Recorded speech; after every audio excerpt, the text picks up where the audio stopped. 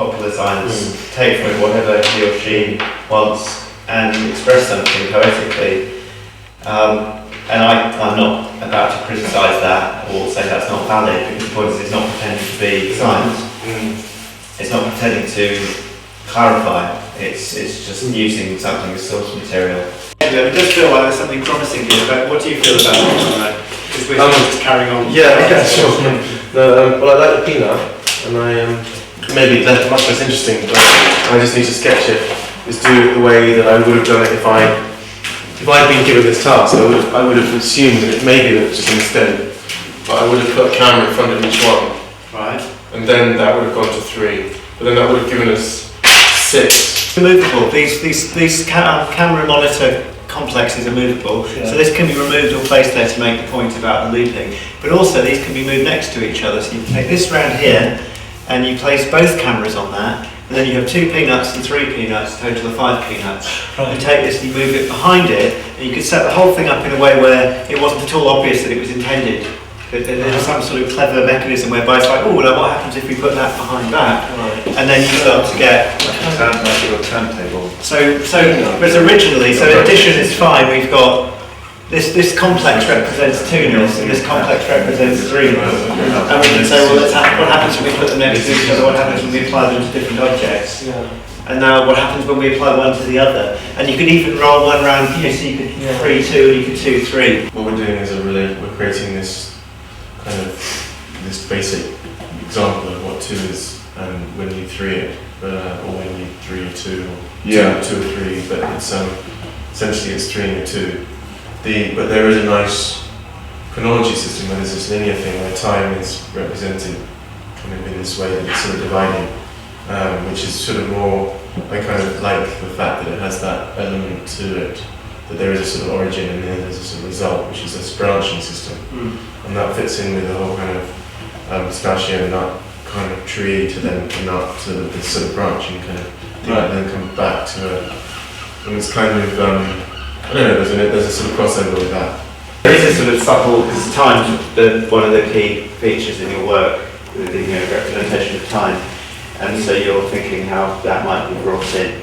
But there is actually, in a very subtle way, time is involved in here, and then time's part of the philosophical problem that this is looking at, in the sense that multiplication involves time in a way that adding doesn't. Hence, that's why we talk about times tables, and that's because you talk about 3 times 7, 4 times 6, and it's the number of times something is repeated, and in some ways that's just the use of language, but at the same time, in order to discuss 3 5s as 3 times 5, you have to register each 5.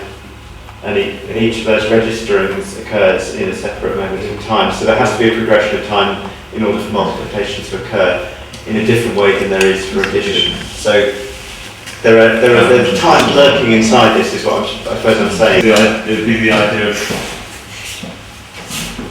this, but then But then you just take that tape off, and then instead of the monitors and the monitor and what we could use is we could also adapt the system. We've got a monitor which is it's creating a reproduction of the nut, and it's also creating a double nut on a single monitor. But we could easily just create piles of nuts and just do what I like.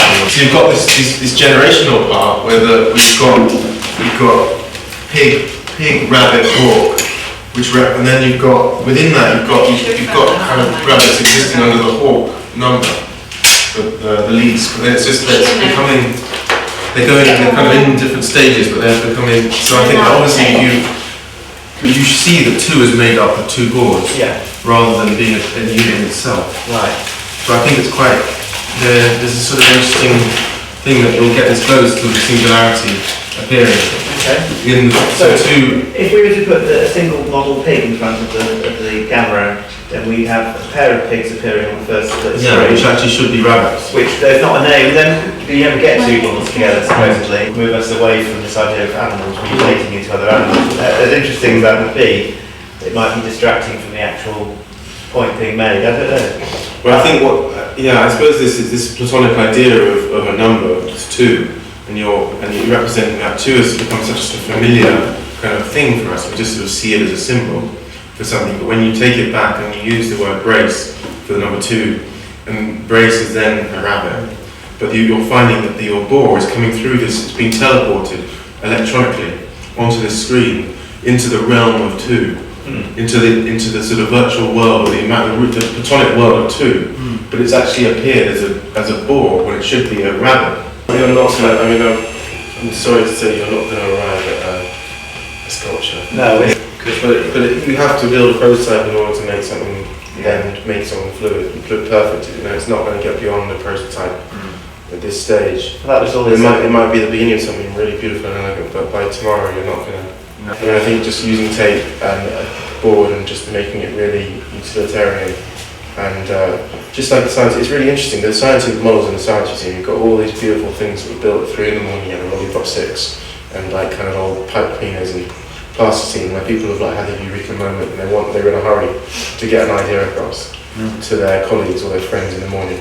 And then later the models get all formalised and made out of injection moulding plastic and all that sort. But actually the early ones are the more interesting ones. There's been quite a lot of kind of obstacles in terms of trying to come up with a way of working together in terms of our different motives. What me and Matthew share is that we're both, because Matthew's a mathematician who's trying to explain abstract ideas to a general public who don't necessarily know about math, and I'm dealing with abstract ideas. We're both visualising abstract and visible ideas that are quite complex in a physical or visual form.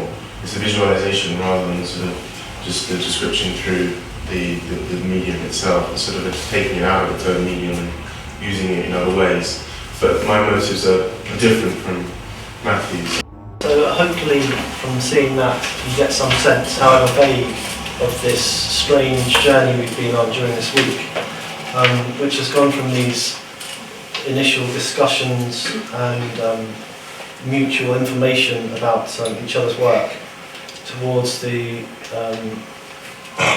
what happened really was that when we got to the middle of the week, I think we discovered that we weren't happy with this question of how do artists and artworks dramatize abstract concepts, because we weren't sure whether they did or whether they should. But in the end, we ended up hypothesizing if artists were to do such a thing, how would it work? And so there was this interesting creative process. Before we explain what all that was about and explore a bit further the themes that have emerged, and talk about this interesting kind of interplay between the residents' respective projects and there's a kind of tentative groping towards a process that would involve both parties. And I think it has to be said with a great deal of goodwill on both sides. Before we talk about that too much, I'd like to turn to the residents to kind of explain their respective work. And firstly, Matthew, since I spoke to you in Collapse 1, you have been working on the trilogy of which this first volume is about to appear, and from which this project took its title, Secrets of Creation. The first volume is called The Mystery of the Prime Numbers, and what is very impressive to me about this book is that not only is it a true attempt to try to explain some very complex mathematical concepts to a general audience without requiring any mathematical background, but it also contains some very speculative and provocative hypotheses about what these ideas mean. So, if you don't mind, could you explain to us as well as you can in the limited time we have what the project is all about?